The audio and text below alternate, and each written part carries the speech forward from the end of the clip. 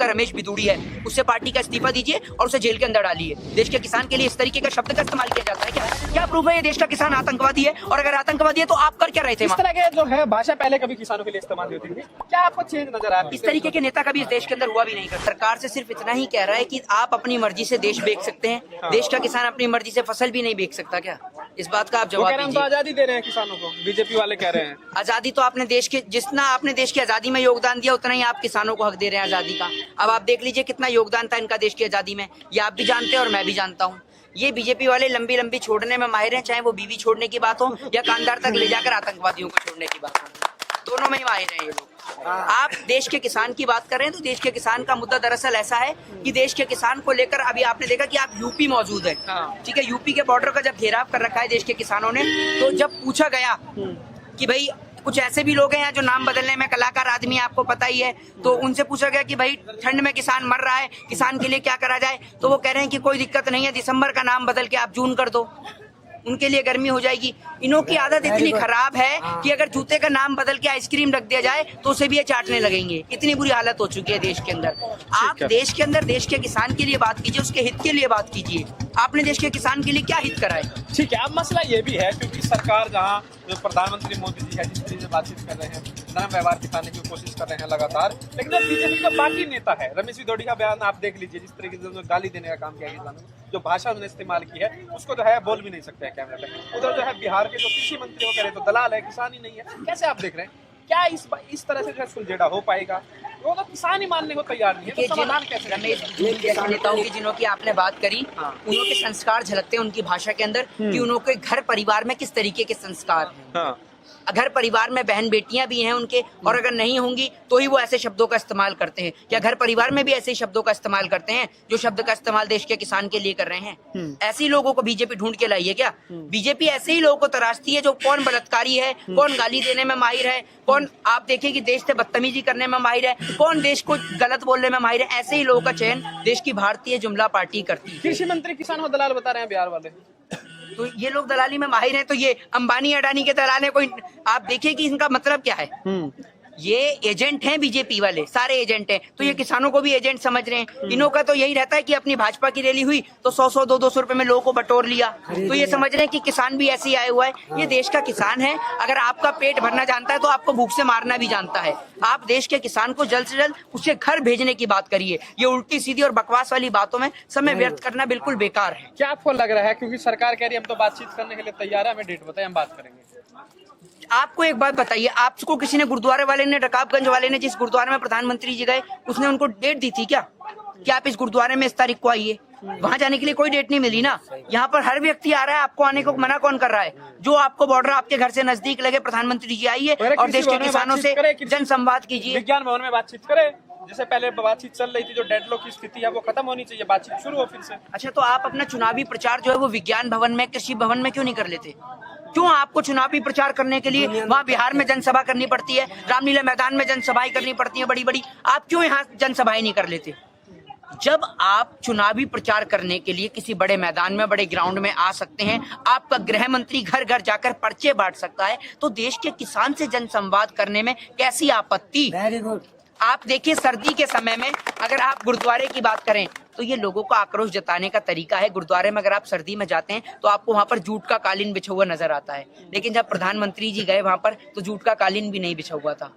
एक और देश के प्रधानमंत्री जब लिट्टी चोखा खाते हैं तब रेड कारपेट बिछवा लेते हैं, जब केदारनाथ जाते हैं तो रेड कारपेट बिछवा लेते हैं, लेकिन गुरुद्वारे में उनके लिए जूट का कारपेट तक नहीं था। समझ रहे हैं? तो देश की जनता इसी तरीके से गांधीवादी तरीके से विरोध कर रही है और वो देश के किसान के समर्थन में हर एक व्यक्ति खड़ा हुआ है। हाँ, कुछ लोग जिनको पैसा मिल गया है या चंद पैसे के खातिर जिन लोगों के छोटे छोटे खेत हैं या उनको किसान न कहा जाकर जो है इस बिल के समर्थन में भी जो है आंदोलन किया, देखा था, बिल्कुल देखा था। कहाँ है वो सारे लोग? जितने दिन का पैसा मिला उतने दिन बैठे फिर गायब हो गए। समझ रहे हैं ना? वो बीजेपी के लोग थे, आपको दिखे होंगे। जितने दिन पैसा मिला उतने दिन बैठे, उसके बाद गायब। ये किसान है, ये किसान है। पानी के फुहारे भी छोड़े गए, वाटर कैनन का भी प्रयोग किया गया, ठीक है, कोबरा वायर्स का भी प्रयोग किया गया, लाठी डंडे का भी प्रयोग किया गया, हर एक चीज का प्रयोग किया गया, लेकिन ये अड़ग है, अडिग है, यहाँ बैठा हुआ है क्योंकि ये जानता है कि अगर आज हम बंधुआ मजदूर बन गए, हमें कॉन्ट्रैक्ट फार्मिंग के जरिए अगर हमें अपने अंदर कैद कर लिया गया तो हम कभी आजाद नहीं हो सकते। देश के आप अंदर। लोग महाराष्ट्र में गए, तेलंगाना में गए, क्या आपको स्थिति दिखाई दे? किसान आंदोलन है, क्या तस्वीर दिखाई दे? देखिए, किसान आंदोलन में हर एक व्यक्ति उनके साथ है। हम अन्ना हजारे से भी मुलाकात करी, उन्होंने भी ये बोला कि मेरा अगर कोई अंतिम आंदोलन होगा देश के अंदर तो वो देश के किसानों के पक्ष में ही होगा, और हर एक व्यक्ति किसानों के साथ में। हमें तो कोई आज तक अभी तक ऐसा नजर नहीं आया बीजेपी वालों को छोड़कर कि जो कह रहा हो कि मैं किसानों के साथ नहीं हूँ। हर एक व्यक्ति अनाज खाता है और हर एक व्यक्ति जानता है कि किसानों की कीमत क्या है, इसीलिए वो किसानों के साथ खड़ा हुआ है। और बाकी कह नहीं सकता मैं बीजेपी के दलाल पत्रकारों की और उन किसान लोगों की जो आए हुए थे यहाँ पैसे लेकर बीजेपी वाले कह रहे हैं कि भाई हम लोग बात करने के लिए तैयार है, कुछ समाधान निकले, बातचीत हो, पॉइंट टू पॉइंट बात हो, कहाँ पे आपको दिक्कत है वहाँ पे सुधारने के लिए तैयार है, कानून वापस नहीं लेंगे। आपसे बात करने का तो तरीका देखा ना। आपके नेताओं को ये नहीं पता कि किसानों के लिए कैसे शब्दों का प्रयोग किया जाता है, और आप बात करेंगे। पहले जाके आपको स्कूल पढ़ने की जरूरत है, कॉलेज पढ़ने की जरूरत है, यूनिवर्सिटियों में जाने की जरूरत है। आप जैसे लोग जो अनपढ़ जाहिल गवार लोग, जिन्हों को ये नहीं पता कि कैसे शब्दों का प्रयोग किया जाता है, अगर आप सच में देशभक्त है और अपने आप को देशभक्त साबित करने की कहते हैं और आप कहते हैं हम देश के किसान का हित सोचते हैं, तो सबसे पहले जो आपका रमेश बिदूड़ी है उससे पार्टी का इस्तीफा दीजिए और उसे जेल के अंदर डालिए। देश के किसान के लिए इस तरीके का शब्द का इस्तेमाल किया जाता है क्या? आप कभी उसे, चलिए आपने उसके लिए टेररिस्ट आतंकवादी बोला, आप इतने इतने गंदे गंदे शब्दों का इस्तेमाल करेंगे कि जो आप और हम बोल भी नहीं सकते हैं, लेकिन बीजेपी के लोग उनको बोल देते हैं, तो क्या उनको शर्म नहीं आती है? इस तरह का बयान दिया जा रहा है, उनको शर्म ही नहीं है। जिन्हों का घर परिवार हो वही तो समझ सकता है परिवार की कीमत क्या होती है। जिन्हों को नहीं पता, जिन्हों का घर और परिवार नहीं है, वो किसान के लिए इसी तरीके के शब्दों का इस्तेमाल करता है। ऐसे लोगों के हाथ में देना चाहते हैं देश, ऐसे अनपढ़ जाहिल गवार लोगों के हाथ में दे रहा है। यहाँ पे आप फिलहाल हम लोग यूपी गेट पर है, यहाँ पे जो हाईवे है इसको दोनों तरफ से बंद कर देगा, अब तक वन साइड से बंद था। देखिए, किसानों की बात तो आप कर ही रहे हैं, ये बताइए मुझे उनके रमेश बिदूड़ी के ऊपर क्या एक्शन लिया पार्टी ने? कोई एक्शन लिया? किसानों के लिए इतने गलत शब्द का इस्तेमाल कैसे कर सकते हैं आप? किसने अधिकार दिया आपको? क्या अधिकार है आपके पास किसानों के लिए इतने गलत शब्द का इस्तेमाल? ये संस्कार सिखाते हैं आपके माँ बाप आपको घर के अंदर, ये संस्कार देते हैं आपको बच्चे। विदेशों से पैसा आपकी पार्टी में आता होगा, विदेशों से पैसा दिखाइए, आप प्रूफ करिए ना, चैलेंज करिए कोर्ट के अंदर कि विदेशों से पैसा आ रहा है। आपकी पार्टी में आता है विदेश से पैसा, पार्टी फंड का हिसाब दीजिए। आप आज तक पार्टी फंड का हिसाब नहीं दे पाए। आपने इतना बड़े प्रधानमंत्री कार्यालय बना दिया, उसका हिसाब नहीं दे पाए आप। लाखों करोड़ रुपए विदेश यात्रा पे खर्च कर देते हैं, उसका हिसाब नहीं दे पाए आप देश के किसान का हिसाब मांग रहे हैं। अगर आप कह रहे हैं इनके विदेश से फंड आ रहा है तो कोर्ट में चैलेंज करिए ना, क्यों चुप खड़े हुए? क्या प्रूफ है आपके पास? क्या प्रूफ है ये देश का किसान आतंकवादी है? और अगर आतंकवादी है तो आप कर क्या रहे थे? इस तरह के जो है भाषा पहले कभी किसानों के लिए इस्तेमाल होती थी, क्या आपको चेंज नजर आया? इस तरीके के नेता कभी इस देश के अंदर हुआ भी नहीं करते थे।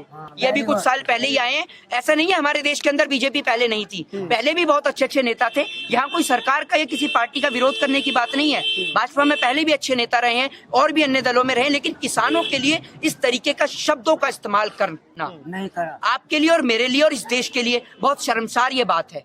भारत देश को आज पूरा विश्व देख रहा है, आप देश के किसानों के लिए इस तरीके का शब्दों का इस्तेमाल करेंगे? कौन सा वो घर है जिसमें बर्तन नहीं खटकते आपस में? चार भाई हैं तो चारों आपस में लड़ते हैं, लेकिन इसका मतलब ये नहीं कि आप इस तरीके के शब्दों का अपशब्दों का इस्तेमाल देश के किसान के लिए करें। आप देश के किसान को कह सकते हैं कि देश का किसान गलत है, उसकी मांग गलत है, बिल गलत है, लेकिन आप देश के किसान के लिए इन शब्दों का इस्तेमाल बिल्कुल नहीं कर सकते, कदाचित नहीं कर सकते। इस देश का संविधान, इस देश का आपको लॉ, आपको आजादी, आपको अधिकार नहीं देता इस शब्दों का। क्या कहेंगे प्रधानमंत्री मोदी से, क्या कहना है, क्योंकि आप लोग घूम कर आए हैं? प्रधानमंत्री जी से कहना है कि बिल के साथ साथ ऐसे नेताओं को भी पार्टी से बाहर निकालिए जिनको इतनी तमीज नहीं है। एक और तो आप गुरुद्वारे में जाते हैं, आपको ये भी नहीं पता कि गुरुद्वारे में भगवान के स्थान पर कौन सी रामायण, कौन सी महाभारत पढ़ी है रमेश बिदूड़ी ने, जिसके अंदर इतने गंदे शब्द लिखे हुए हैं? कौन सी किताब पढ़ी है, कौन सी पुस्तक पढ़ी है? मैं भी हिंदू हूँ, मैं भी ब्राह्मण हूँ, मेरी पुस्तक में तो कभी नहीं लिखा, और ना मेरे भगवान ने कभी, राम ने या कृष्ण ने सिखाया कि आप किसी किसान के लिए, अन्नदाता के लिए ऐसे शब्दों का इस्तेमाल करो। भगवान श्री कृष्ण ने भी लिखा है गीता के अंदर कि जो राजा होता है वो सिर्फ अपनी प्रजा का तारनहार होता है, लेकिन जो किसान होता है वो पूरे देश का पालनहार होता है, वो पूरे देश का पेट भरता है। और आप पालनहार के लिए इस तरीके के शब्दों का इस्तेमाल करते हैं। वो कह रहे तो किसान ही नहीं है, तो ये किसान नहीं है। चलिए मैं आपकी बात बड़ी करता हूँ, किसान नहीं बता रहे, नहीं आपकी बात बड़ी करता हूँ। ये किसान नहीं है, ये किसान नहीं है। अगर इस देश का आम नागरिक भी है तो क्या आप ऐसे शब्द का इस्तेमाल करेंगे? ऐसे शब्द का इस्तेमाल करेंगे? आपको अगर मैं कोई भी अगर व्यक्ति रमेश बिदूड़ी जी के लिए ऐसे शब्दों का प्रयोग करता तो क्या इस देश का संविधान, इस देश का न्यायपालिका, इस देश की पुलिस, इस देश की रॉ एजेंसी उस व्यक्ति को घर से उठाकर लिया जाती और आज वो जेल के अंदर पड़ा हुआ होता। लेकिन आप देख लीजिए, इस देश का संविधान और कानून आज गरीबों के लिए बना हुआ है। गरीब है तो जेल के अंदर डाल दो, अमीर है तो बोलकर देखिए किस तरीके से आराम से बैठा हुआ है। किस लिए? कि बीजेपी का नेता है। पार्टी देश के अंदर बतेरी है। राजनीति करिए, राजनीति करने के लिए मना नहीं है, लेकिन किसान के नाम पर और किसान के लिए अच्छे और सहज शब्दों का प्रयोग कीजिए। ये अच्छी राजनीति को दर्शाता है। आप जैसे गलत सोच के लोग देश के अंदर राजनीति को शर्मसार कर रहे हैं और देश के किसानों का, अन्नदाता का अपमान कर रहे हैं। क्या लग रहा है, कब तक समाधान की आपको उम्मीद जग रही है? देखिए, देश के किसान को जल्द से जल्द समाधान मिलना चाहिए ताकि ये वापस अपने खेत की ओर लौटे और देश की सरकार को दोनों हाथ जोड़कर और नम्र निवेदन कर इस किसान से माफी मांगनी चाहिए कि जो हमने बिल लाया, हम इससे शर्मिंदा हैं और हम इस बिल को वापस लेते हैं। और आप लोगों से हाथ जोड़कर निवेदन है कि आप वापस अपने खेतों की ओर लौटें। जैसे ही किसान आया है वैसे ही वापस चला